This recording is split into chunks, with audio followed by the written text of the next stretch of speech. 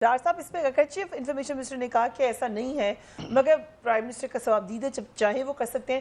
یہ اتنی انسرٹینٹی آپ لوگ خود کیوں پھیلا رہے ہیں؟ نہیں ہم تو نہیں پھیلا رہے. میں سمجھتا ہوں میڈیا کے چند دوستوں کو اسد عمر صاحب کے ساتھ محبت ہے اور وہ محبت کا اظہار جو میڈیا کا قصور دیکھیں وہ نیوز بریک کرتے ہیں اور انہیں پتہ ہونا چاہیے کہاں سے وہ انفارمیشن لے رہے ہیں. انفارمیشن منسٹر نے ڈینائی کیا اس بات پہ, پھر پرائم منسٹر کے جو سپوکس پرسن ہیں ترجمان ہیں انہوں نے کیا ہے.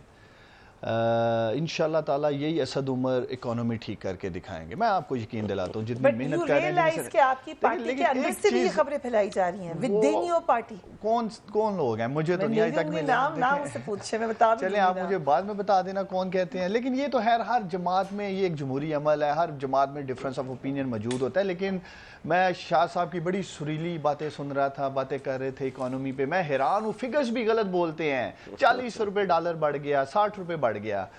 شاہ صاحب کبھی آپ اپنے 9 ماہ میں دیکھیں جب 60 روپے سے 82 پہ گیا تھا. لیکن میں اس بات پہ وقت ضائع نہیں کروں گا کہ آپ نے کیا کیا. دیکھیں لیکن ایک بات طے ہے, ہم قوم کو یاد دلاتے رہیں گے ان دونوں جماعتوں نے اس ملک کے ساتھ کیا کیا. یہ ہم مانتے ہیں, یہ کہہ رہے تھے نا ہم کرپٹ تھے, ہم نے چوری کی, کرپشن کی. تو شاہ صاحب پھر قوم کا پیسہ واپس کر دے نا. اسی چوری کے پیسے کے لیے تو ہم رائٹ اور رانگ کی لڑائی لڑ رہے ہیں. یہ ایک جہاد ہو رہا ہے اس ملک میں, تو واپس کر دے. اگر آپ لوگ آج مانتے ہیں کہ ہم کرپٹ تھے اسی لیے ہمیں عوام نے ریجیکٹ کیا, ہم چور ہیں, ہم نے معیشت بگاڑ دی, تو اسی ریکوری کی تو بات چل رہی ہے. دیکھیں یہ علی صاحب بیٹھے ہیں, یہ قوم کو بتائیں کہ کیا گیس کے اوپر ایک سال میں 152 ارب روپے کا خسارہ نہیں تھا؟ کیا انرجی کے اوپر 450 ارب کا یہ لوگ خسارہ نہیں چھوڑ کے گئے؟ جب یہ ادارے خسارے میں چھوڑ کے گئے ہیں تو اس کا بوجھ کس نے اٹھانا ہے؟ اس کا بوجھ سرحد پار سے آکے نریندر مودی نے اٹھانا ہے. میں ان سے پوچھنا چاہتا ہوں پاکستان کے عوام آج ان کی کرپشن کا بوجھ اٹھا رہے ہیں. پلان کیوں نہیں لے آتے آپ؟ پلان لے آئے نا, سارا عوام نے دینا ہے, جو وہ چھوڑ گئے ہیں وہ عوام ہی دے گی وہ پیسے. Economic mid term frame work کی جس کی بات کی ہے, یا اپوزیشن والے چارٹر آف اکانومی کی بات کرتے رہے, آ جائیں اس پہ بات کر لیتے ہیں.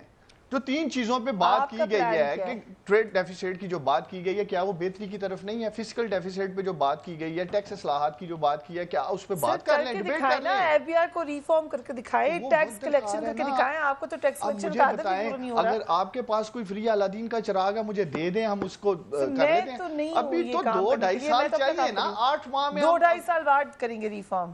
ہو گئی ہیں شروع. اب اس پہ جو کام ہے امپلیمنٹیشن ورک سٹارٹ ہو گیا, اس کا امپیکٹ آپ کو 1.5 سے 2 سال میں نظر آئے گا. ریفارم کا کیا کام شروع کیا آپ نے؟ کس کا؟ ایف بی آر کی جو ٹیکس اصلاحات کی میں بات کر رہا ہوں, جو ہمارے اکنامک مڈ ٹرم میں ہم نے باقاعدہ رکھی ہیں, اس کے اوپر اب امپلیمنٹیشن کی بات ہوگی نا. ایک مافیا بیٹھا ہوا ہے وہاں بھی, کون نہیں چاہے گا ٹیکس کلیکٹ کریں. مجھے بتائیں, میں سمجھتا ہوں کہ جب تک ہم اپنا ٹیکس ریونیو نہیں بڑھائیں گے ہم حالات بہتر ہی نہیں کر سکتے.